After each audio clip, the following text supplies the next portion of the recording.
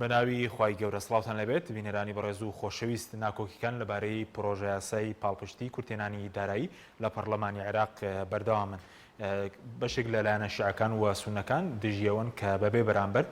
پشکی هەرێم بنێدرێت. بۆ قسەکردن لە سەرەمپرسە میواندارێک لە بەڕێزان محەممەد حسێن بەڕێوەبەری ناوەندی عێراقی بۆ لێکۆڵنەوە شکاری سیاسەکان لە سودوی سەرەکی هەروە لە هەولێرەوە نەوزاد ڕەسوڵ ئەندامی پێشووی پەرلەمانی عێراق لە بەغدا شەوە مامۆستا سەلیم شوشکەی سەرۆکی فراکسیۆنی کۆمەڵ لەگەڵمان دەبێت کە سەرەتا لە بەڕێزیانەوە دەست پێ دەکەین. مامۆستا سڵاوت لەبێ، سوپاس بۆ ئامادەبوونت دوایین زانیاری لەبارەی دانیشتنەکەی پەرلەمانی عێراق بۆ تاوتوێکردنی پرۆژە یاسای پاڵپشتی کورتێنانی دارایی چییە؟ سڵاوی خوای گەورە لە بەڕێزتان و لە بینەرانی کەناڵی ئاسمانی پەیام و لە میوانە بەڕێزەکانت. لە ئێستادا گفتوگۆکان هەر بەردەوامن بۆ ئەوەی لایەنە سیاسیەکان بگەنە ڕێکەوتن بۆ پەسەندکردنی پرۆژە یاسای بودجە، پرۆژە یاسای قەرز. پرۆژە یاسای قەرز بیدعەیەکی نوێیە کە زمین هێناوێتی بۆ ناو پەرلەمان و بۆ یەکەم جارە وەکو تەنها لە چوارچێوەی دەرەوەی پرۆژەی موازنەدا وەکو قەرزێکی ڕوو داوا لە پەرلەمان دەکات. لایەنەکان تا ئێستا لە سەعات 11 بەیانیەوە لە گفتوگۆدا بوون تاوەکو ئێستا. لە ئێستادا نەگەیشتنە نەتیجەیەک و زۆربەیان گەڕانەوە، کۆڵی پەرلەمانیان بەجێهێشت. لەوانەیە 12 شەو داوای دانیشتنی پەرلەمان بکرێت. من پێم وایە 12 شەویش لەوانەیە نەگەنە ڕێکەوتن بۆ بەیانی دوا بخرێت. بەڵێ سەبارەت بە پشکی هەرێم ئەو ناکۆکێک کە دروست بووە بە دیاری کراوی، ئێستا پێشنیازەکان چین بۆ پشکی هەرێم بۆی کە 320 میلیارەکە بنێت، یاخود بۆچی ئەو مەسەلەی لە ناو پرۆژە یاسای قەرزدا بێ پشکی هەرێم؟ لە ڕاستیدا ئەوەی کە لە یاسای قەرزەکەدا هاتووە تەنها باسی ئەوە دەکات کە پشتی هەرێمی کوردستان لە یاسای قەرزدا دەدرێت کە لایەنە شیعەکان و بەشێکی زۆر لە سونەکانیش پێ رازی نین، دەڵێن چۆن دەبێت پشکی هەرێمی کوردستان بڕوا بەبێ ئەوەی هەرێمی کوردستان هیچ ڕادەستی حکوومەتی اتحادی بکات. دیارە قانونی ئیدارەی مالیمان هەیە، مادەی 27 فقرە 5 باز لەوە دەکات لە سەلاحیەتی ئەنجومەنی وەزیران یا سەرۆکی ئەنجومەنی وەزیرانە هەر کاتێک هەرێمێک یاخود پارێزگایەک بۆ سەبەبی کورتێنانی بودجە بەهۆی ئەوەی کە داهاتەکانی ڕادەست نەکرێت یان لەبەر هەر هۆکارێک بێ، ئەو کاتێک حکوومەت بۆی هەیە بەقەدەر ئەوەندەی کە داهات کورتی هێناوە بەهۆی ئەو هەرێم و پارێزگاکەوە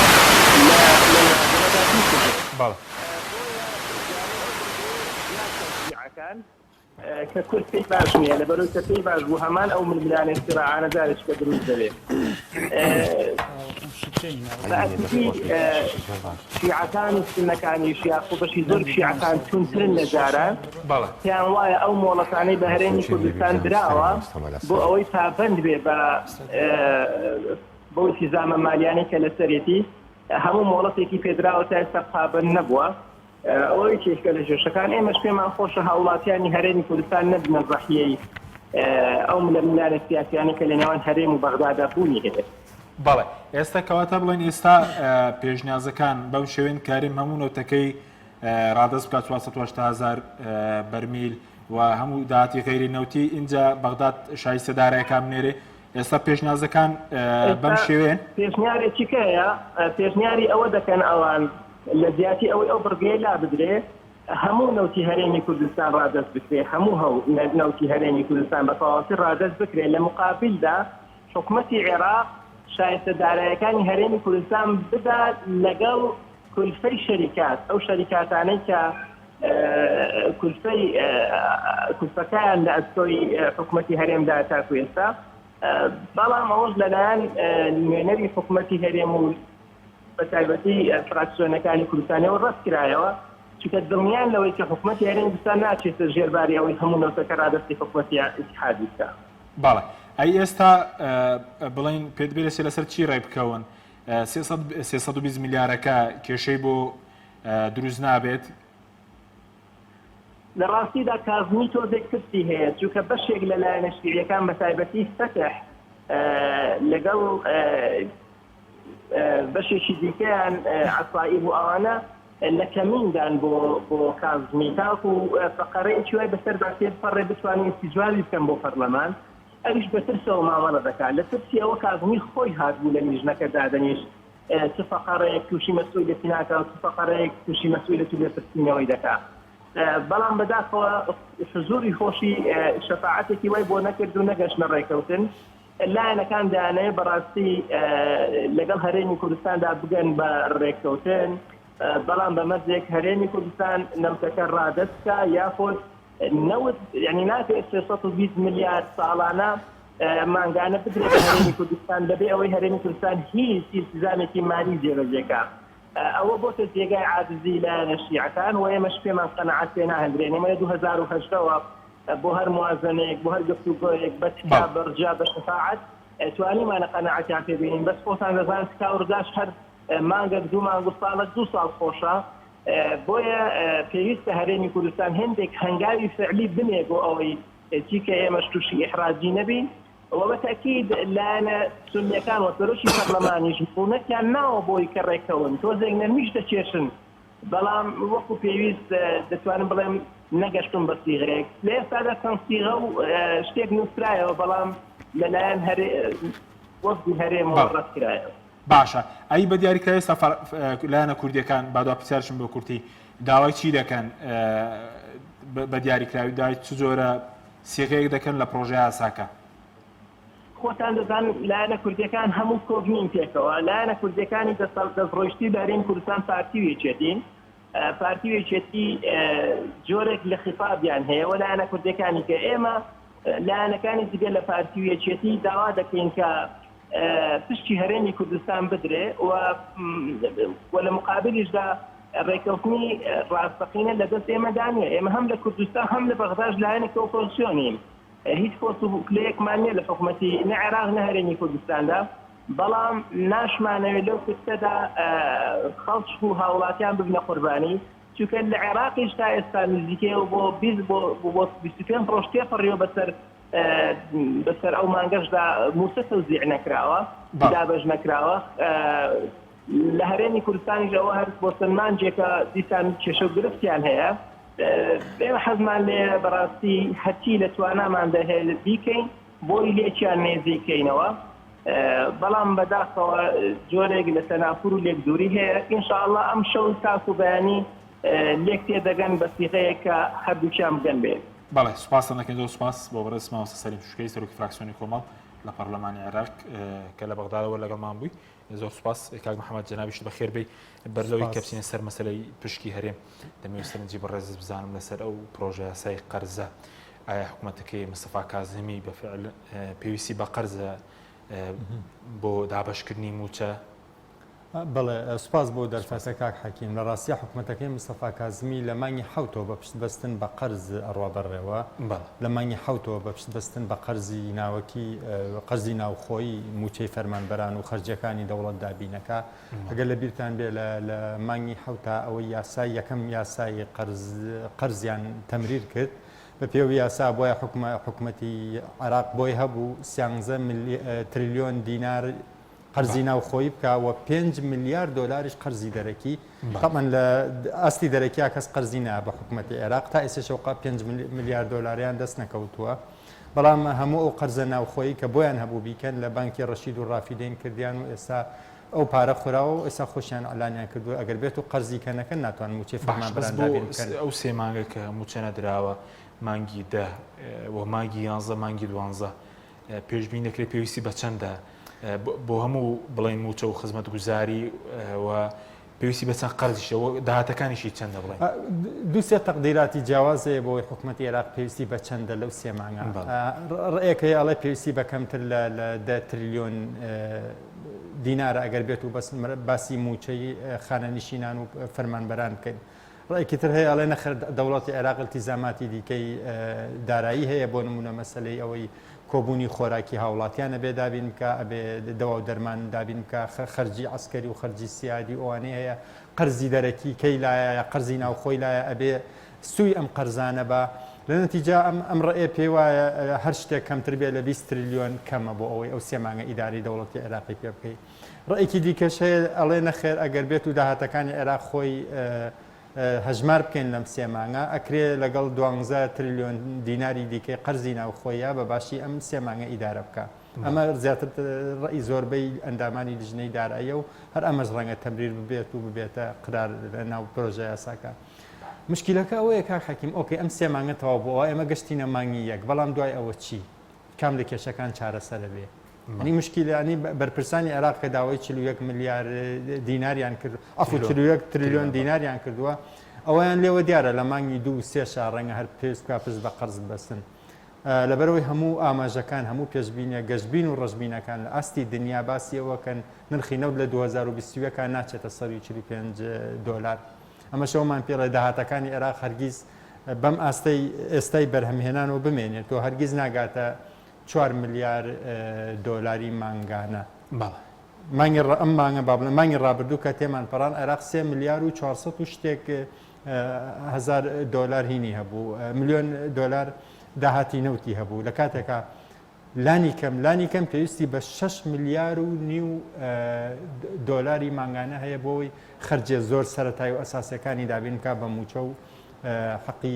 کرەی بەڕێوەبردننی حکوومەت و خەرجەکانی بەگشتی وەکو داهات ئێستا ئەو ئامارە دووسکە بەشی لە پەرلەمانتاران دەڵێن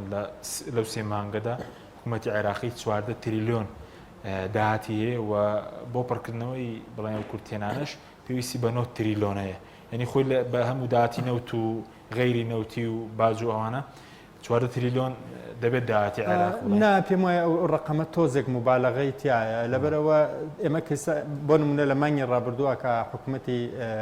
عێراق 3.4 ملیار دۆلار داهاتی نەوتی هەبووە لانی کەمتر لە 3 ملیاری ئەمەی وەکو داهاتی سافیە گەڕێتەوە بۆ دەوڵەت ئەو باقی ئەڕوا بۆ حەک کرێدەسی کۆمپانیەکان حەقی کۆمپانیا نەوتیەکان وانی کە نەوتەکە بەرهەمێنن بڕێکی زۆری ئەو نەوتی ئەمڕۆ عێراق بەرهەمێنی و ئەی فرۆشێ چەند کۆمپانیایەکی نێودەوڵەتی و بیانی لە بەسرەوە و ناوە نەوتەکەی بۆ بەرهەمێن بۆیە ئەوانە بڕێکی زۆرە بن جگەلەوەش خەرجی دەوڵەتی عێراق بەڕاستی زۆر زیاترە لەوەی کە هەر بەس بە موچەی فەرمانبەران و خاننشینان خەرجەکە بۆ نمونە کێچوی بەرهەمێنانی کارەبای لەسرە کێچوی کڕینی گازی ئێرانی لەسرە بۆ بەرهەمێنانی کارەبا دابینکردنی مادە خۆراکیەکانی ئەوەی سیستەمی خۆراکی مانگانە بایەکەی هەیە مەسەلەی داوا دەرمانی خەسەخانەکان ئەوەی پەتای تێشی ڕوبەڕووبوونەوەی پەتای ڤایرۆسی کۆرۆنا خەرجێ سیادیەکانی عێراق یان با بڵێن خەرجیەکانی مەجای دیفاع و ئەمنی هەموو ئەمانە زۆرن بۆیە لە ڕاستیە لە عێراقا بۆ هۆکاری سیاسی زۆر یاری بە ژمارە و ڕقەم و داتاکانەکرێ زۆر قورسە بڕوا بۆ هیچ لایەک بکەین بەڵام ئەگەر بێلێنانە و لەسەر بەس بنەمای ڕقەمی خەرجی و داهات سێری بکەین لەو ناچە عێراق بتوانێت وەکو ئەوی لەو بەیاننامە هاتووە بە 9 تا یا 10 ملیارد 10 تریلیۆن دینار بتوانێت ئەو ئەجزەی لە سێمانگی داهاتوە هەیە پڕیکاتەوە بەڵام دووبارەیەکەم و کێشەی عێراق لە مانگ یەکا چارەسەر نابێ مانگ یەک هەندی سانە بێ مناقەشەی بەزمێکی کە بکەن چۆن تەمویلی خەرجەکانی دەوڵەت بکرێ چۆن موچەی کارمەندانی کەرتی گشت و خانەنشینان دابین بکرێ. بەڵێ بەس وەکو بڵێن کازمی خۆی کێشەی بۆ دووزنەکە حکوومەتێکی کە هەر پشت بە قەرز ببەستێ ئێستا و پێشتر داوای 41 تریلیۆنی کردبوو پەرلەمان بۆی کردەوە بە 12 تریلیۆن دینار لەو پرۆژاسە هەنێ بۆ داهاتوو کێشە دروست ناکە یاخود ئاساییە پەنا ببرێ بۆ قەرز؟ نا ئەکید ئاسایی نییە هەر ئەم سەبەبەیە وای کردووە لە ئاستی نەودەوڵەتیە هیچ کەسە ئێستا 1 دینار قەرز بە دەوڵەتی عێراق نادا وەزعی ئادارایی و ئابووری عێراق زۆر خراپە بەجێ گەیشتۆتە نقطەیەکە ئیتر توانای بەردەوامی نییە با بڵێن گەشتۆتە بنبەست حکوومەتەکەی کازمی ئەبوایە کۆمەڵی هەنگاوی تری چاکسازی بنایە اینجا ئەگەر دوای ئەوە پێویستی بە قەرز وایە بڕێکی کەم قەرزی بدایە بەڵام حکوومەتی کەی کازمی بە هەمان شێوەی حکوومەتی هەرێم ناتوانێت ئەو هەنگاوانەی بۆ چاکسازی پێویستە بینێ لە بەرامبەرایەت قەرزەکە قەرزکردن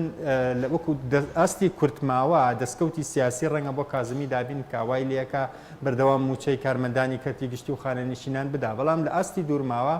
قڕێکی گەورەیە بۆ هەموو عێراق گرتوتەوە ینی کێشەیەکی زۆر باری سەرشانی هەموو خەڵکی عێراقی زۆر قرس کردووە قەرزەکانی عێراق ڕۆژ لە دوای ڕۆژ زیاتر کەڵەکەیە بن دراوە بیانیەکانی احتیاتی بانکی ناوەندی عێراق ڕۆژ لە دوای ڕۆژ کەمترە بێتەوە ئەم ئەزمە دەستی پێکرد نزیکەی 70 تریلیۆن دینار هەبوو بە بەهای 70 تریلیۆن دینار دۆلار و یۆرۆ و ئەڵتون و ئەو شتانە هەبوو لە بانکی ناوەندی عێراق ئێستا دابەزیە بۆ نزیکەی 53-54 تریلیۆن دینار ینی ئەگەر وا بڕوا بەردەوام طبعا ئێمە ئەڵێن قەرزی ناوخۆی چییە؟ قەرزی ناوخۆی حکوومەتی عێراق لە بانکی ڕەشید و بانکی ڕافیدێن وەرێگرێ لە نەتیجا ئەم دەرەنجامی کۆتایی ئەم قەرز وەرگرتنە ئەبێتە هۆی کەمکردنەوەی دراوە بیانێ احتیاتی دراوی بانکی ناوەندی عێراق کە ئەمەش موسیبەتێکی گەورەیە بۆ ئابووری عێراق و مەترسی گەورە لەسەر ڕاگررتنی بەهای دیناری عێراق. سوپاس دەکەم. ئەگەر کاک نەوزات ئامادە بێت کاک نەوزات بەڵێ سوپاس دەکەین. کاک نەوزات سەبارەت بەو کێشەی کە دروست بووە لەسەر پشکی هەرێم بە بۆچوونی بەڕێزت هۆکاری تێک هەموو ساڵێک لە کاتی پرۆژە یاسای بودجەیە خود ئەو پرۆژانەی کە پێیوەستن بە دارایی کێشە دروست دەبێت پەیوەندی بە چیەوە؟ لە ڕاستیدا من باوەڕم وایە کە ئەم گرفتەی ئێستا لە نێوان با بڵێن حکوومەتی هەرێمی کوردستان و حکوومەتی عێراق دروست بووە لەسەر بڕگەی 5 لە پرۆژە یاسای پڕکردنەوەی کورتێنانی بودجەی ئەم سێمانگا لەوەی کە حکوومەتی عێراق ئێستا هەمومان دەزانین ینی ناتوانێت موچەی فەرمانبەرانی عێراق دابین بکە پەیوەندی بە دوو هۆکار هەیە یەکیان ئەوەیە کە بەڕاستی حکوومەتی عێراق هیچ متمانەیەکی بە حکوومەتی هەرێمی کوردستان نییە. ئێمە دەزانین ینی لە هەموو ڕێکەوتنەکانی ڕابردووش ئەو بێئیلتیزامی کە هەرێمی کوردستان حکوومەتی هەرێمی کوردستان بەرامبەر بە عێراق کردوێتی ینی بۆتە جێگەی ڕەخنەی تەنانەت هەندێک لە چاودێرانی سیاسی ناو هەرێمی کوردستانیش هەندێک جار بۆتە جێی ڕەخنەی لایەنە سیاسەکانیش لە هەرێمی کوردستان جگە لەو لایەنانەی کە بەشدارن لە ناو حکوومەتی هەرێمی کوردستان مەبەستم لایەنەکانی معارەزەنە. ئەمە ینی ڕێیەکی عامی خراپی لەسەر هەرێمی کوردستان دروست کردووە لە عێراق لە نێوان لایەنە سیاسەکان لە ناو حکوومەتی عێراقی تەنانەت لە بەشێکی بەرچاوی پەرلەمانتارانی عێراق کە هەرێمی کوردستان حکوومەتەکەی پابند نابێ بەرامبەر بە ڕێکەوتنانە. بۆیە ینی هەم دوو دڵن هەم مەترسیان هەیە لەوەی کە ڕێکەوتن لەگەڵ هەرێمی کوردستان بکەن ئەوەی کە زۆر جاریش حکوومەتی عێراق بەم ئەخیرانە بە تایبەتی بەرامبەر بە هەرێمی کوردستان کردوێتی من باوەڕم وایە کە لە ژێر فشاری نێودەوڵەتی بووە ئەم تەکلیف و ئەم زەختانەی کە ئەمریکا UN یان لایەنە سەرچەکان لە ناو هاوپەیمانێتی نێودەوڵەتی لەسەر عێراق هەیان بووە کە بە هەر زۆرێک بێت لەگەڵ هەرێمی کوردستان بگەنە زۆرێک لە ڕێکەوتن کە هەرێمی کوردستان ینی بتوانێت لایانی کەم بتوانێت موچەی فەرمانبەرانی هەرێمی کوردستان بدا بە تایبەتی ئەم ڕێکەوتنی ئەخیری کە کرا 320 میلیارد دینار لە بەغداوە دێتە هەرێمی کوردستان. بەشێکی دیکەی بە قەنەعەتی من پەیوەندی بە ئەو قەیرانە داراییە کە لە عێراق دروست بووە بەهۆی ڤایرۆسی کۆڕۆنا و بەهۆی دابەزینی نرخی نەوت چی دیکە عێراق ناچێتە ژێرباری ئەو ئیلتیزامە قورسەی کە بەبێ ئەوەی هەرێمی کوردستان نەوتی بداتێ بەبێ ئەوەی هەرێمی کوردستان هیچ ئیلتیزامێکی دارایی لە بواری گومرگەکان لە بواری ڕادستکردنی نەوت بەرامبەر بە عێراق هەیبێت و ئەویش لە بەرامبەردا پارەی بداتێ و ڕەنگە هۆکاری دیکەش هەبێ کە بە تەسەوری من بەشێکی پەیوەندی بەو حاڵەتە هەیە کە ئێستا مستەفا کاسمی وەکو سەرۆکوەزیرانی عێراق ناحەزی هەیە و لایەنی سیاسی هەیە لە عێراق چ لە ناو شیعەکان چ لە ناو سوننەکان لەسەر ئاستی پەرلەمان کە نایانەوێت مستەفا کاسمی بەو سیاسەتەی کە ئێستا گرتوێتە بەر سەرکەوتوو بێت. ئەمە دەتوانین بڵێن دەرگایەکە بەسەر ئەم لایەنانەی عێراق کراوەتەوە کە لە بابەتێکی لەو جۆرەدا بتوانن هەم عەرقەلەیەک گرفتێک کێشەیەک بۆ ئەم یاسایە دروست بکەن بۆی دواتر مستەفا کاسمی جۆرێک لە با بڵێن تەراجعی لە هەندێک سیاسەتکردن بەرامبەر بە لایەنەکان هەیبێت. سەبارەت بە نەوتی هەرێم هۆکاری چیەکە هەموو ساڵە کاتی بودجە خۆش دەو کاتێک کە پەرلەمانتار بێ هەموو ساڵێک باز دەوێت کە ڕێک دەکەون ئامادەن ئەگەر ئامادەن هەم لە هەولێر و هەم لە بەغداد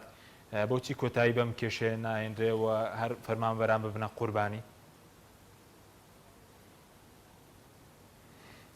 لە ڕاستیدا لەبەرەوەی ینی وێنەیەکێ لە هەرێمی کوردستان ینی سیاست بۆ خەڵک نییە لە پێناو خەڵک نییە نەوت بۆ خەڵک نییە و لە پێناو خەڵک نییە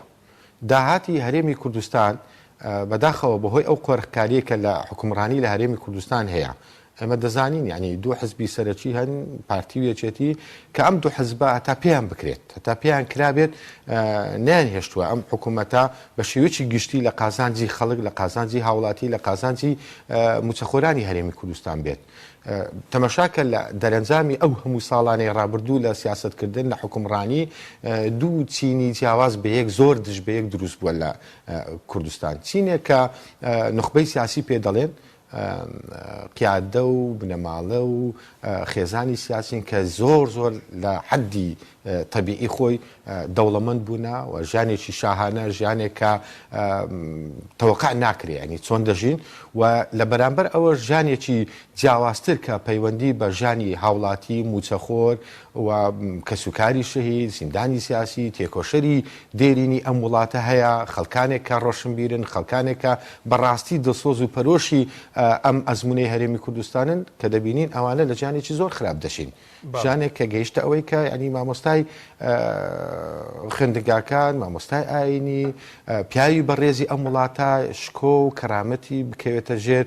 هەڕەشە و گوڕەشە ینی ئەمە نمونەیە کە دەتوانین بڵێن لەسەر ئاستی دنیا لەسەر ئاستی ڕۆژهەڵاتی ناوەڕاست دوێنەی ئەوەی کە لە هەرێمی کوردستان ڕوودەدا بۆیە دەبێ ئەم سیاسەتی هەڵەی ڕابردووە ڕاست بکرێتەوە یعنی نەوت بزاندرێ بۆچەیە و چۆن دەتوانین سوود لەو سامانە سروشتیە وەربگری ئێمە ناکرێ ینی هەموو ساڵێک و هەموو مانچێک لەگەڵ حکوومەتی عێراق بکەوینە ئەو ئەحراجیە پەرلەمانتارەکانمان کە سەرسەختانە بەرگری لە مافی گەلی کورد دەکەن خەڵکانێکان ینی حزبی سیاسی هەیە بە ئەنقەس دەیەوێت پەرلەمانتاری کورد لە بەغدا ناشرین بکات نەخێر ئەوانە لێرە لە هەرێمی کوردستان دزی دەکەن گەندەڵی دەکەن پەرلەمانتارانی کورد لە عێراق ئازایانە بەرگری لە مافی خەڵکی کوردستان دەکەن بەڵام تۆ کە لە عێراقی ئەندام پەرلەمانی نوێنەرایەتی هەموو پێکاتەکان و هەموو پارێزگاکانی عێراق دەکەی و لەسەرتە کە دیفاع لە عەرەبیش بکەیت لە سونەش بکەیت لە شیعەش بکەیت لە تورکمانیش بکەیت لە مەسیحیش بکەیت بەڵام ئەم نخبە سیاسیە گەندەڵە لە هەرێمی کوردستان دەیەوێت پەرلەمانتار کۆیلەی ئەو بێت و داردەستی ئەو بێت بە ئیعازی ئەو لە عێراق تەنها ئیشی ئەوە بێت کە مەدح و سەنای ئەو دەسەڵاتە گەندەڵەی هەرێمی کوردستان بکە و بچێت لەوێ شەڕی پەردەپۆشکردنی کەم و کوڕەکانی ئێرە هەرێمی کوردستان بکە پەرلەمانتار خەڵک دەنجی پێداوە پەرلەمانتار حزبی سیاسی تەعینی نەکردووە بۆیە زۆر ناشرین دەبێت ئەگەر تەنها و تەنها داکۆچی لە نخبەی سیاسی لە هەرێمی کوردستان بکات دەبێت پەرلەمانتار ئازانە لە عێراق داکۆچی لە مافی موچەخۆرانی هەرێمی کوردستان بکات دەبێت داکۆچی لە مافی جوتیاران بکات دەبێت داکۆچی لە زیندانی سیاسی و پێشمەرگە و تێکۆشەرانی ئەم وڵاتە بکاتن بەڵێ بە کورتی گەر وەڵامی و پرسیارەمان دەیت دوات شێدەکەم وڵای بەڕێزت کەنەوت تەسلیم ناکرێت پێ دوای خەتاکەی لە هەرێمەوە بۆ لە کێوە نەوت تەسلیم نەکراوە بۆ هێوە نەتوانراوە وەکو پێشووتر پێشنەوتەکە کە ئێمە مانگانە 1 تریلیۆن و 200 میلیارمان لە بەغدادەوە بۆ داهات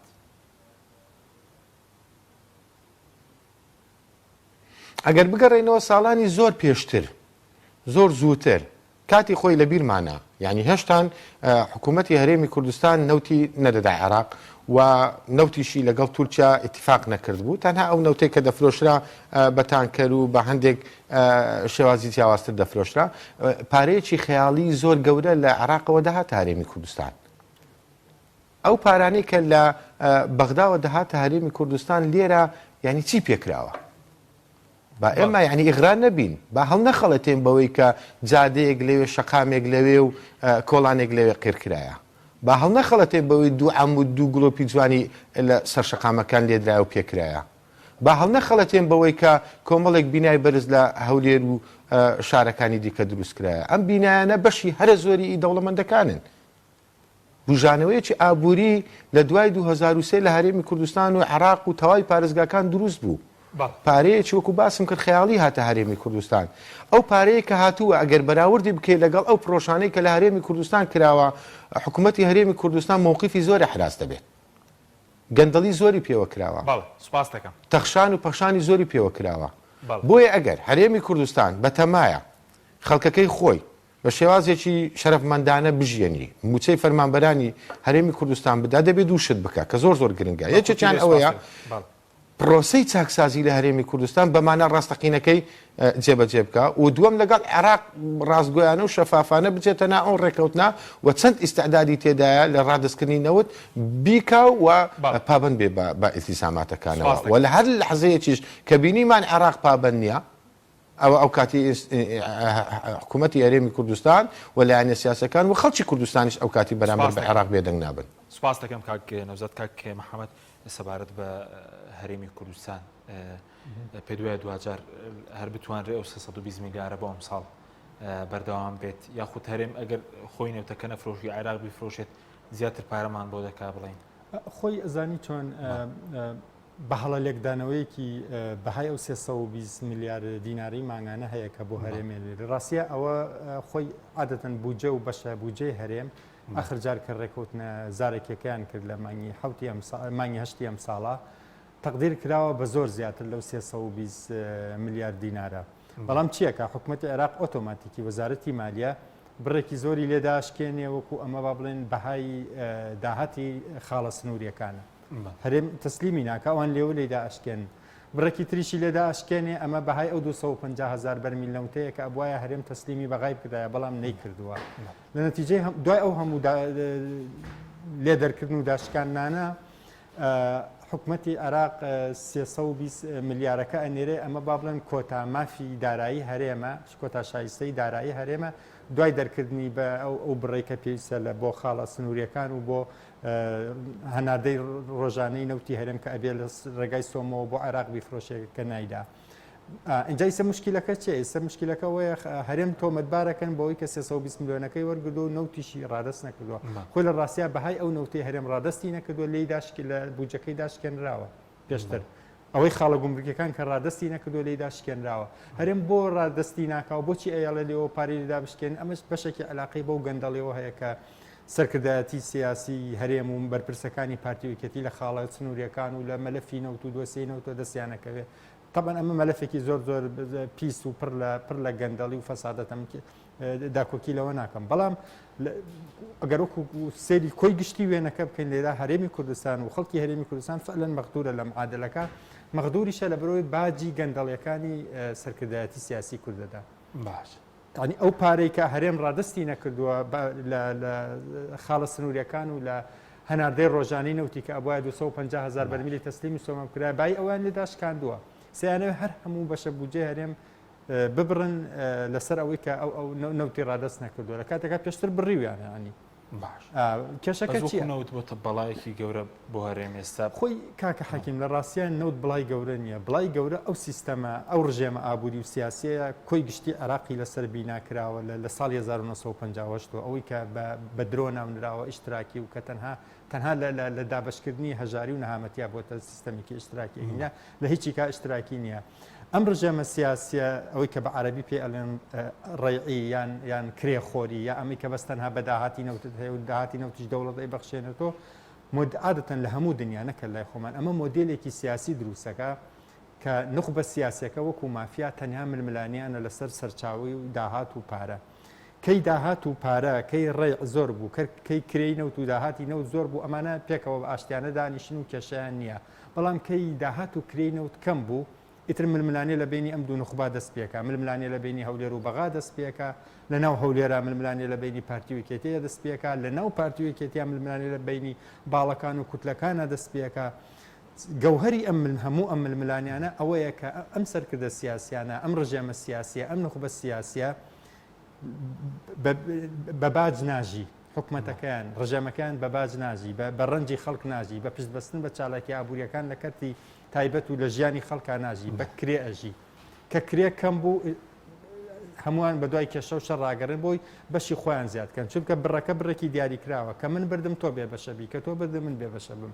لەم معادلە ئەوەی کە پێڵێن معادلەی سفریە زیرۆ سەمگەیمە دایمە ئەبێ یەکێک دۆڕاو بێت ژێردەسە بێت گلەی بکە ئۆپۆزیسیۆن بێ یەکێک سەردەسە بێت و ئەوی کە بچەوسێنێتەوە کێشەکە لەم ڕژێمە ئابووریایە. مافیەکان لە هەرم هێرە دەستەڵاتن بە کورتی چووکەناو طبعاً مافیەکان تێن مافیەکان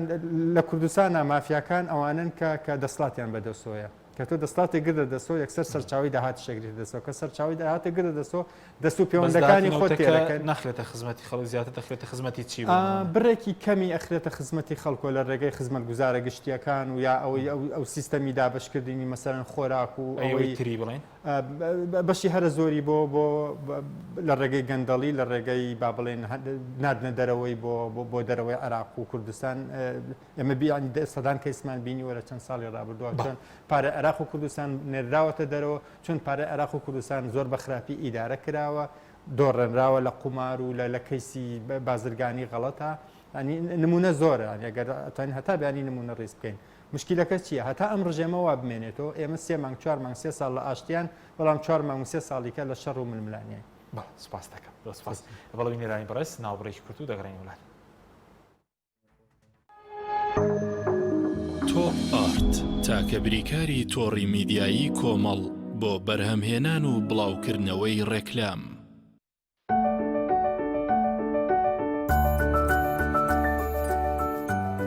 ڕاستە هەستی دایک بوون زۆر جیاواز و چێژبەخشە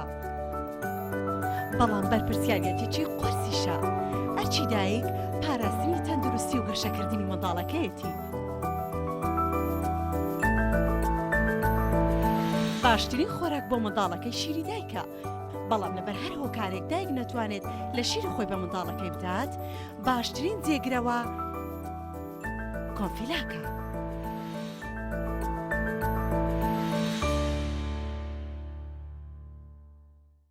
چۆن زۆپای ئەسڵی تۆیۆتۆمی تۆربۆی یابانی دەناسرێتەوە وشەی تۆربۆ ناوی مارکەکە نیە ناوی مارکە ئەسڵیەکە تۆیۆتۆمیە و ئێستا لە عێراق و کوردستان بە تۆربۆ ناسراوە و هەربەم هۆیەوە دەرفەت بۆ ساختی ئەم کاڵایە لە بازاردا زۆر بووە و بە ناوی تۆربۆ لە وڵاتانی تر ساختە دەکرێت بۆیە پێتان ڕادەگەیەنین کە تەنها وشەی تۆیۆتۆمی مارکە ئەسڵیەکەیە گەرانتی 3 ساڵی لەگەڵدایە بە تەنها زۆپای تۆیۆتۆمی فتیلەکەی سیاڵقی هەیە کە بەشی 3 ساڵ دەکات زۆپای تۆیۆتۆمی یابانی مۆدێل RC87 ئارامی و دڵنیایی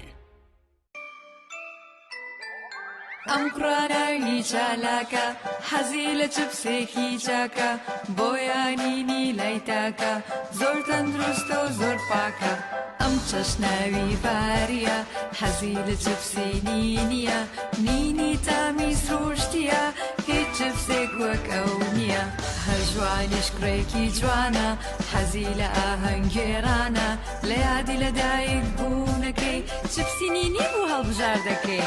نینی هاوڕێی مناڵانە تامی خۆشە و بێزیانە بۆن و ڕەنگی هەمە جۆرە شێوە و قەبارەی زۆرە گوشاری نینی تامێکی لە یاد نەکراو بە خۆپارێزیەوە لەگەڵ کتێب هاوڕێ دەبین لەژێر چاودێری پارێزگاری سلێمانی و باوکاری ژووری بازرگانی و پیشەسازی سلێمانی کۆمپانیای ئەتڵەس لاسیل دووەمین خولی پێشەنگای نێودەوڵەتی سلێمانی بۆ کتێب لە هەفتەیادی دامزرانی سلێمانی لە 18 تا 27 یانزەی 2020 ڕێک دەخا بە بەشداری چەندین ناوەند و بڵاوکراوەی نیشتیمانی و عەرەبی و بیانی بە ڕەچاوکردنی ڕێنماییە تەندروستیەکان پێشەنگای نێودەوڵەتی سلێمانی پێشوازی لە هاوڕێیان و خوێنەرانی کتێب دەکات بە خۆپارێزیەوە لەگەڵ کتێب هاوڕێ دەبین.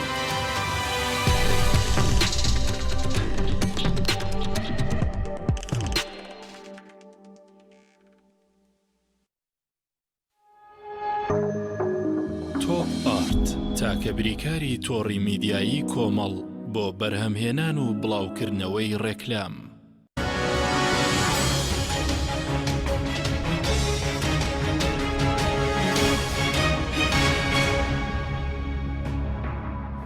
جارێکتر سڵاوتان لەبێت بینێرانی بەڕێز کاک نەوزات بگەڕێمەوە لای بەڕێزت سەبارەت بە چارەسەرەگەر لەگەڵ بەغداش نەگەین بەڕێکەوتنەوە و کێشەی کە دروستیش بووە بڵێن بەردەوام بێت لە ئاسی ناوخۆی هەرێم ئەگەر چاکسازیەک بکرێت ئێمە داهاتەکانمان بەشی موچە دەکات لە ڕاستیدا من باوەڕم وایە کە ینی موچەخۆرانی هەرێمی کوردستان ئەگەر ترسێک مەترسیەکە بێت لەسەر ئەم 320 ملیارە ئەم ترسە ڕوونادات ینی ئەم حاڵەتە ڕوونادات کە ینی هەرێمی کوردستان پارەی لە بەغداوە بۆنێت ئێمە گرفتەکە ئەوەیە کە هەرێمی کوردستان ینی پارەی بۆ بێ بۆنێ بەم سیاسەتە بەم بێباچیە بەم گەندەڵیە بەم دزیکردە بە ئاشکرا و بە ڕسمی با بڵێن لە هاوڵاتی خۆی لە موچەخۆری خۆی کە دەیکا ناتوانێت ژیانی خەڵک بگۆڕێ باشی بکات. ینی گرفتەکە ئەوەیە کە دەبێ هەرێمی کوردستان حکومڕانیەکەی حکوومەتەکەی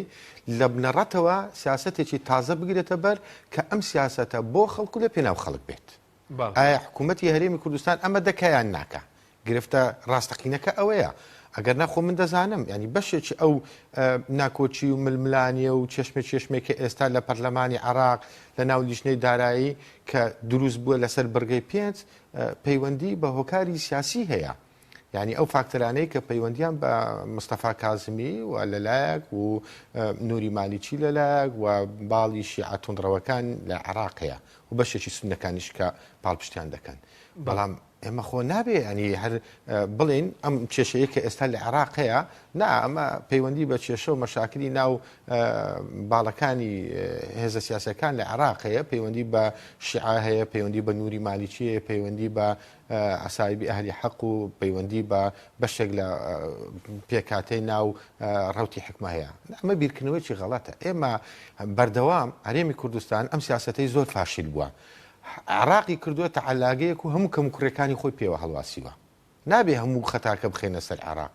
عراق دەوڵەتێکە بەڵێ لە دوای 2023 نەیتوانی عراق بکاتە عراقێکی دیموکراسی، نەیتوانی سول لە توانە ئابوووریەکانی ئەو دەوڵەتە وەربگرن، نەیتوانی بەدیلێکی پاس سەدام حوسێن بەدیلێکی باش پیشان بداتن. نەیتوانی ژانێکی شاهانە و مۆدێرن بۆ خەڵکی عراق و جەماوەری عراق دەست نیشان بکات. بەڵام ئەو بە معنایە نییە کە ئێمە لێ پاڵدەینەوە لەسەر دزی و گەندەڵەکانی خۆمان بەردەوام بین. باڕخنە بگرین کەمکوڕەکانی عراق باز بکەین. بەڵام کاتێک ئێمە زمانمان بەرامبەر بە عراق درێژ بێت کە ئێمە ئەگەر ببینین ژانێکی شایستەمان بۆ هاوڵاتیان لە هەرێمی کوردستان دروست کرد بێت. لە 2023 دوو مانگە موچەی فەرمانبەرانی عراق کێشەی تێکەوتووە. ئەوە نییە نەدرابێت دراوە بەڵام تاخیر بووە. بەڵام ئەوە چەند ساڵە دەبینین هەرێمی کوردستان حکوومەتەکەی گەمە بە مقدساتی خەڵک دەکات، چەند ساڵە دەبینین موچەی نادا، چەند ساڵە دەبینین ژیان و کەرامەتی هاوڵاتیان پێشێر کردووە. من پێم سەیرە ینی عراق لەگەر هەرێمی کوردستان بەراورد ناکرێت. ئێستا لە 91ەوە حکوومەتمان هەیە. حکوومەتی عراق لە دوای 2023 دەتوانین بڵین بۆنێکی دیموکراسیەت و ئازادی وەرگرتووە. قەرار بوو ئەم تەجروبەی هەرێمی کوردستان ببەنێ عراق. لێرە هاوڵاتی لەسەر قسەیەک لەسەر ڕخنەیەک لە فەیسبوک دەگیرێ 5 مانگ بە تۆمەتی سیاسی بە ناوی ئەوەی کە دژی حکوومەتە بە ناوی ئەوەی کە نازانم چیە. ئێستاش هاوڵاتی لێرە لە هەولێر ئەگەر پارتی نەبێت ینی غەدری لێ دەکرێت لە تەعیین بوون لە ڕێزگرتن لە دروستکردنی خان و لە ئاوڕێکێشانی لە بۆ مەزرعەچی لە کارەبا ڕاکێشانی لە بۆ خانوێکی کە دروستی دەکات لە کۆڵانەکەی ینی ئەمە معنای ئەوە نییە کە بڵێن لێرە لە کوردستان لە هەرێمی کوردستان هەرێمێکی زۆر باشە بەغدا کاولکاری وێرانەیە. ئاخر بەغدا هەر دەبێت فەرقی لەگەر هەرێمی کوردستان هەبێت. بەغدا پێکاتێکی جیاوازە. ئێمە هەمومان کوردین لێرە لە هەرێمی کوردستان، بەڵام لەوێ لە ناو عەرەبەکان شیعە هەیە سوننایە تۆ تەماشاکە ینی ئەم ناکۆچی ململانەی مێژوویەی کە لە نێوان سوننە و شیعە هەبووە. ئێمە لە هەرێمی کوردستان جگە لە ململانەی یەکێتی و پارتی چ ناکۆچێک لە ناو خەڵکی کوردستان هەیە؟ تۆ ناکۆچی پارتی و یەکێتی لێ دەربێنە لە ناو خەڵکی کوردستان هیچ مشکلەیەکی نییە. لەگەڵ عەرەب مشکلەی نییە بڵێ عەرەبێکی زۆر لێرە بێت، تورکمانێکی زۆر لێرە بێت، مەسیحیەکی زۆر لێرە بێت. ئەوەی هەیە کە نخبەی سیاسی لێرە لە هەرێمی کوردستان وڵاتەکەی شێواندووە، مەشاکلی دروست کردووە. بۆیە من باوەڕم وایە کە تاکە چارەسەر ئەوەیە لە هەرێمی کوردستان ئێمە بتوانین بە داهاتی خۆمان بە گومرجی خۆمان بە فرۆشتنی نەوتی خۆمان بە هەموو ئەو شتانەی خۆمان وەکو ئەلتەرناتیڤێک لێ بکەین کە بتوانین بە چاکسازیی ڕاستەقینە بتوان موچەی فەرمانبەرانی هەرێمی کوردستان بدەین. هەر عیبە لە بۆ بەڕاستی حکوومەت عیبە بۆ ئەم ئەزمونەی هەرێمی کوردستان کە هەموو مانچێک هەموو ساڵێک لەسەر و بەندی پارە دێتە ئاراوە مەسەلەی بودجە دێتە ئاراوە دەست لەگەڵ عراق پان دەکەینەوە تەنازولیان بۆ دەکەین لیان دەپاڕێنەوە تووشی شەڕ و مەشاکل دەبین چیەوە عراق هەندێک پارەمان دەداتێت تا موچێ بدەین. واللهی ڕاست نییە. ئێستا بەبێ پارەی عراق بەبێ ئەو 320 ملیارە بەس ئیدارەیەکی پاک و ڕاستگۆ و شەفاف لەگەڵ هەرێمی کوردستان بکەین بەس بە داهاتەکان بە فرۆشتنی ئەو نەوتەی کە دەڕوا بە باج و زەریبەی کە لە هاوڵاتی دەسێندرێ دەتوانین موچەی فەرمانبەرانی کوردستان بدرێ بەس هەرێمی کوردستان لە دەستێکی ئەمین دانیا کێشەکە ئەوەیە یعنی ئەوەیە چاکسازی دەکرێت چاکسازی لە چ کراوە تا ئێستا با تەماشاکەین چاکسازی لە سەرحیسابی هاوڵاتی قوربەسەر و بێمەعاش و بێموچە کراوە چاکسازی لەسەر حیسابی فەقیر کراوە کوا دەستە با تەماشا بکەین موچەی سەرۆکی حکوومەت و جێگرەکەی وەزیرەکان کەم بۆتەوە ئەو ڕەتلی سیارانەی کە بە دوایانە دەڕوا کەم بۆتەوە قەسر و قسوور و شاهانە ژیانی ئەوان کەم بۆتەوە مەسرەفی ماڵ و منداڵیان کەم بۆتەوە هیچی کەم نەبۆتەوە چاکسازی لە داهات کراوە نەخێر خۆ چاکسازی ڕاستەقینەوەی لە داهات بکرێ چاکسازی لە هەندێک مدیر عام و لە هەندێک ڕایوەشکار کرایە معاشەکانیان کەم کرایتەوە خۆ سەبەبی گرفتی گەورەی ئەم وڵاتە بریتی نییە لەوەی مدیر عامێک لە جیاتی 3 میلیۆن دینار معاشەکەی ئێستا 2 میلیۆن وەردەگرێت یان دێکێ میلیۆنی نیوە گرفتی گەورە لە پارە گەورەکەیە ئێستا حکوومەت وەکو فەرمانبەری لێ هاتووە لە لای حزبی سیاسی پارێکی خەیاڵی هەیە لە هەرێمی کوردستان لای حکوومەت نییە لای حزبەکانە دەبێ ئیرادەیە کە بێ ئەگەر بەڕاستی دایانوێ ئەم وڵاتە ڕاستە ڕێکەنەوە دەبێ ئەم پارانەی حزب بدرێتەوە دەست حکوومەت چی دیکە حکوومەت لە لای حزبە سیاسەکان فەرمانبەر نەبێت چی دیکە حکوومەت زەلیل نەبێت سەرکز نەبێت بە دەستی حزبە سیاسەکان سپاس دەکەم کاک نەوزاد کاک محەممەد سەبارەت بە بەرزبوونەوەی نرخینەوت بەڕێزت وت حکوومەت هێرم ناکرێ ینی هیوایە لەسەرەوە هەڵبچنێک کە لەگەڵ عێراق ڕێک نەکەوێ بڵێ نرخینەوت بەرز دەبێتەوە کە ئەمڕۆ 45 بۆ پێ دوایە وتوت بە تێگڕا ناگاتەوە بە 45 لە 2020 هەموو ئاماژەکانی ئەو دەستگانەی ئەو ناوەندانی لێ کۆڵینەوە کە ئیشیان متابعکردنی بازاری نەوتە هەموو ئاماژەکان ئەوانیشی کە زۆر زۆر گەشتبینن تەسەوریان وایە لە ساڵی 2020 نرخی نەوت هەر لە چلەکان نامێنێتەوە هەیە ئەڵێ ڕەنگە بگاتە 47 بەڵام ناگاتە 50 هەیە ئەڵێ لە 42 ئەو پەڕی لە 45 ئەوەستێ ئەمەش دیارە حساباتی ئەوان لەسەر کۆمەڵێک فاکتەری زۆر جیاوازە ئەوەی کە لە 2 ڕۆژی پێشووە نرخی نەوت تۆزێک بەرز بووە لە ڕاستیە نرخی هەموو ئەو کاڵانەی دیکە کە لە بۆرسەکان هەیە بەرز بوو ئەوە علاقەی بۆ و هەواڵانەوە بوو کەوترا ڤاکسینی کۆرۆنا دۆزراوە و ڤاکسینێکی سەرکەوتووە و ئەوانە تقریبان ئومێدێکی لای خەڵک دروستکە دەکسەر خەڵک ڕوویکردە بازاری بۆرسەکان و دەستیان کە دەکڕینی پشکی نەوتوەمانە ئەوە تۆزێک بەرزی کردەوە بەڵام ئەمڕۆ هەم تۆزێکی کە ڕوو لە دابەزین بوو کێشەکەوەیە نرخی ئەگەر سێرکە لە مانگی ڕابردووە حکوومەتی هەرێم هەناردەی تێکرای ڕۆژانەی 402,000 بەرمیل بووە ئەگەر نرخی نەوت بگاتە 100 دۆلاریش یەک بەرمیل بگاتە 100 دۆلاریش بەم 402,000 بەرمیلەوە ئەگەر تۆ دوای ئەوەی هەموو مستحقاتی کۆمپانیا نەوتەکان و خەرجی بەرەمێنان و مارکێتین و ئەوانی لێ دەرەکەی بەشی ئەوە ناکە حکوومەتی هەرێم خۆی پێ باتەڕێەوە ئەگەر خەرجی و داهینەکانی ئیدارەدانی وەکو ئێستا بمێنێتەوە بۆ زۆری گەندەڵەکەی پێ گەندەڵیە خراپ بەڕێوەبردنە خراپ ئیدارەدانە هەموو ئەمانە کێشەیە بۆیە لە ڕاستیە کێشەی حکوومەتی هەرێم و کێشەی دەوڵەتی فیدراڵی عێراقیش هەر یەک شتە و ئللا ئەبێ بە ڕیفۆرمێکی زۆر زۆر بنیادی زۆر مانادار و ڕاستەقینە چارەسەر بێ بڵم لە سەراسیێرێم دەستی پێکردووە و ڕیفۆرم لە چی دابیکرێت لەنەوە تا لە داهاتەکانی ترە بڵێ لە زۆر شتا ئەبێ دابین کرێ یەکەم شت ئەبێت تۆ جارێ ژینگەی بازار و بزنس و بەرهێنان پاک بکەیتەوە گەندەڵی کەم بکەیتەوە ئەم ڕاو ڕوت و سەرانە سندن و ئەمانە لا ببێ ئەم قاچەقچێتی و ئەمانە کۆتایی پێبێنی گومرکەکان و دەواازە سنوورەکان کۆنتترۆل بکە بۆی بازار ببوژێتەوە خەڵک ئیش بکە و بەرهێنان ڕوو بکاتەوە وڵاتەکە ئەمە یەک دووەمە بێ خەرجی حکوومەتی هەرێم کەم بکەیتەوە هەر ئەساسەن هەموو حکوومەتەکە بچووک بکەیتەوە هەموو هەرێمی کوردستان 3-4 پارێزگارە ئەخر بۆ چێتی 20 وەزارەتی هەبێ ڕاستیە هەموو حکوومەتی هەرێم بە 3 وەزارەتە ڕابڕێەوە ئەبێم حکوومەتە تەرشیق بکرێت بچووک بکرێتەوە بکرێتە حکوومەتێکی کارای ئیشکەر ئەبێ دام و دەستگاکانی ئەخر ئەوە نەکبەتێکە ینی ئەوان هەتاکو شتێکی بچووک چارەسەرەکەن 15 کێشەی دیکە دروستەکەن کێشە ئەوەیە لە هەولێر و لە بەغاش سەرکردایەتێکی سیاسی ڕاستەقینە نییە کە ویستی چاکسازی و ریفۆرمی هەبێ ئەگەر هەبواە لە 6 مانگی ڕابردووە من لە بیرمی 8 مانگ پێش ئێستا من تو هەر لەم بەرنامە باسی ئەومانە کرد چەند پێویستە ریفۆرم بکرێ بۆی ئازارەکانی ئەم قەیرانە لەسەر شانی خەڵک کەم بکرێتەوە ئەو وەختە خۆ دیار و قەیرانەکە دەستی ئەوتە ئێستا دوای 8 مانگ هاتوینەوە هەمان شت باسەکەین شتە کێشەکان ئەوڕۆک و خۆی وایە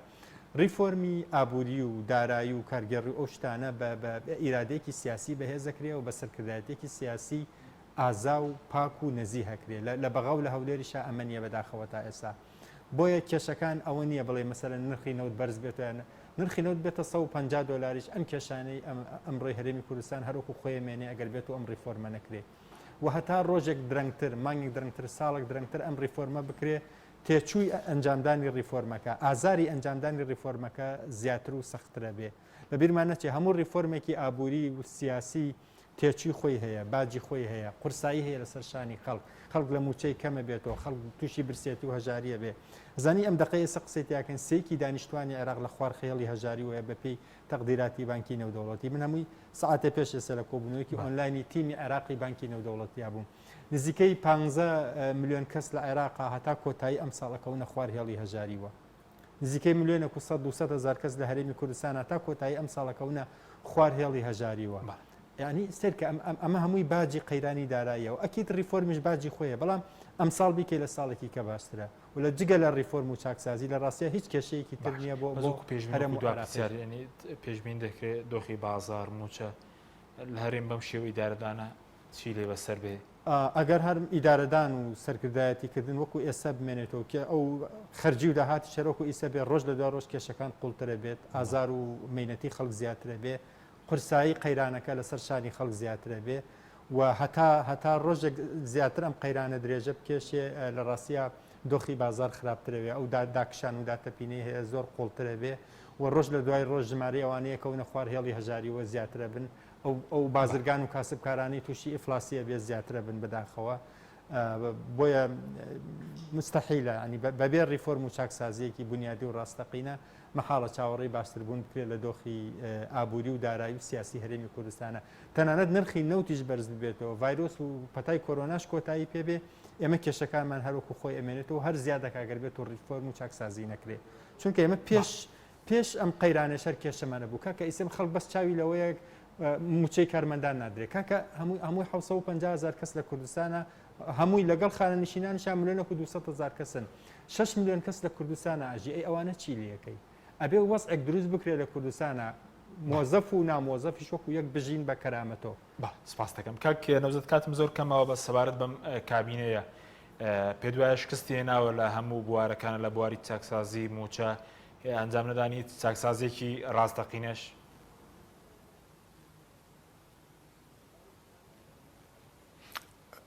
لە ڕاستیدا بەڵێ من باوەڕم وایە کە ینی ئەو حکوومەتە لە ئاستی ئەم چاوەڕوانێ نەبوو کە ینی بەشێکی زیاد لە خەڵک ینی بانگەشەی بۆ دەکرد ئەم حکوومەتە بە حیساب حکوومەتی بەهێز حکوومەتی چاکردنی ژیان و گوسەلانی خەڵک حکوومەتی هەمووان حکوومەتی دروستکردنی هەماهەنگی لە نێوان لایەنە سیاسەکان کارکردنی پێکەوەیی هەموو ئەوانە ینی ئاڕادەیەکی زۆر بوونە بڵقی سەر ئاو ئەوەی کە دەگوترا ئەوەی کە دەهۆڵیان بۆ دەکوتا ئەوەی بانگەشیان بۆ دەکرد لەگەڵ ئەم واقعی کە ئێستا لە ناو خەڵکی کوردستان هەیە ئەو واقع تاڵە لە نەبوونی موچە لە دابین نەکردنی ژیانێکی شایستە بۆ خەڵک لە ڕێز نەگرتن لە کەرامەتی ئینسان هەموو ئەوانە جیاوازی زۆری هەیە لەبەرەوە ئەگەر حکوومەتی هەرێمی کوردستان بەتەمایە خەڵک پشتیوانی بکە خەڵک ببێتە بڕبڕەی پشتی ئەم حکوومەتەوە ڕای بگرێەوە بەهێزی بکە و حکوومەتێک بێ لەسەر ئاستی نێودەوڵەتی لەسەر ئاستی ئیقلیمی لەسەر ئاستی عراقی حکوومەتێکی بەهێز بێ دەبێ بەڕاستی ڕێزی ئەم خەڵکە بگرێت دەبێ بە هەموو نەوعێک ژیان و گوزەرانیان چاپ بکە لە هەموو دنیا تۆ تەماشاکە وڵاتانی تووشی قەیران بوونە وڵاتەکە حکوومەتەکە دەچێت قەرز دەکە بۆ ئەوەی موچەی فەرمانبەرانی خۆی بدات کەچی لێرە لە هەرێمی کوردستان ینی ناچن قەرز بکەن بۆ ئەم خەڵکە ینی تەنها ڕێگە چاریان ئەوەیە کە موچە نەدەن بە غروری و بە بێمنەتیش ینی زۆرجان موچەکە نادەن بۆیە دەبێ ئەم حاڵەتە ینی ڕاست بکرێتەوە ئەم حکوومەتە بە هاوڵاتەکانیەوە جوانە بە خەڵکەکەیەوە سەربەرزە تۆ ئەگەر هاوڵاتیت نەبێت و تۆ ئەگەر خەڵک پشتیوانی ئەم حکوومەتە نەکە نەبوونی ئەم حکوومەتە باشترە لە بوونی تۆ چ شانازێک بەم حکوومەتە دەکەی کە خەڵک پشتیوانی نەکە تۆ چه هەیبەتێک بۆم حکوومەتە دادەنێ ئەگەر خەڵک لێ ڕاستی نەبێت ئەگەر کەسوکاری شەهید ئەگەر زیندانی سیاسی ئەگەر پێشمەرگەی دێرین ئەگەر هاوڵاتی ڕۆشنبیرەکەی مامۆستاکانی فەرمانبەرەکانی لەم حکوومەتە ڕازی نەبێت من بەچی شانازی بەم حکوومەتە بکەم بە چ جۆرێک ینی ڕوون بێ لەگەڵ خەڵک قسە بکەم بە ناوی حکوومەت لەبەرەوە جارێکی دیکە دەڵێم ینی دەبێت سیاستێک بگرینە بەر ئەم حکوومەتە لە خەڵکەوە بۆ خەڵک بێت ئەم حکوومەتە لە پێناوی خەڵک بێت خۆ زۆر ئاسانە ئەگەر تۆ کێشەی هەرێمی کوردستان بریتی بێت لە بەڕێوەبردننی بنەماڵە و نخبەیەکی سیاسی یعنی چییە پارەکە دێ بە ئاسانی دەینێری بۆ کەسەکان و منداڵەکانیان و قەسر و قسوور و ژیانی شاهانەیان بۆ دروست دەکەی ئەمە لەوە ئاسانتر نییە کە ئەوانە کردویانە بەڵام حکومڕانی ڕاستەقینە ئەوەیە کە تۆ بێ عەدالەت لە ناو خەڵکی پەیڕەو بکەی حکومڕانی ڕاستەقینە ئەوەیە کە تۆ بێ هاوڵاتی لە خۆت ڕازی بکەی حکوومەتی ڕاستەقینە ئەوەیە کە تۆ بە هەموو شێوازێک حتا دەبێت دەستبەرداری ژیانی شاهانەی خۆت بی لە پێناوی ئەوەی ژیانی خەڵک چاک بکەیتەوە لە پێناوی ئەوەی ئومێد بۆ خەڵک دروستکەیەوە لێت ناشارمەوە کاک حەچیم ئێستا بێ ئومێدێکی گەورە باڵی کێشاوە بەسەر خەڵک ئەم بێ ئومێدیا یعنی مەترسێکی گەورەیە لە ناو کۆمەڵگای کوردستان دەبێ ئەم بێ ئومێدیا ینی بیری لێ بکەینەوە لەسەر ئاستی دەستگای ئەکادمی لەسەر ئاستی ناوەندی ڕۆشنبیری لەسەر ئاستی نخبەی سیاسی مامۆستا محەممەد باسی کرد ینی بینەوە جارێکی دیکە سیغە و ڕێگایکی دیکە بدۆزینەوە بۆ ئاشکردنەوەی خەڵکو و حکوومەت لەگەڵ یەکتری سپاس دەکەم زۆر سپاس بۆ بەرەزان نەوزاد ڕەسوڵ ئەندامی پێشووی پەرلەمانی عێراق لە هەولێرەوە هەروە محەممەد حسێن بەڕێوەبەری ناوەندی عێراقی بۆ لێ کۆڵم شکاری سیاسەکانە سەدوی سەرکی سپاس بۆ بینەرانی بەڕێز سپاس باوکارانم خواتان